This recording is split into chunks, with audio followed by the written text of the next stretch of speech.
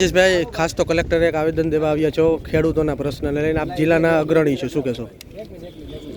આજે અમે જે હળદડ ગામની અંદર જે બનાવ બન્યો અને ખેડૂતો ઉપર જે અત્યાચાર કરવામાં આવ્યો છે પોલીસ દ્વારા, એને લઈ અને હળદડ અને બોટાદની અંદર જે કડદા પ્રથા ચાલુ છે એને લઈને રાજ્યપાલશ્રીને આવેદનપત્ર આપવાનું છે.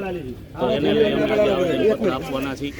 તો ખાસ કરીને જે ખેડૂતો ઉપર અન્યાય થઈ રહ્યો છે એ બંધ કરવામાં આવે, કડદા પ્રથા બંધ કરવામાં આવે, આવી અમારી માંગ છે. અને જો આ માંગ સ્વીકારવામાં નહીં આવે તો આગામી દિવસોની અંદર રાષ્ટ્રવ્યાપી આમ આદમી પાર્ટી દ્વારા ખેડૂત મહાસંમેલન પણ યોજાશે. ખાસ તો આ ખેડૂતો ઉપર લાઠીચાર્જ કરવામાં આવ્યો છે, તેને લઈને શું કહેશો? એ તદ્દન એવી વાત છે કે ખેડૂતોને નિર્દોષને મારવામાં આવ્યા છે.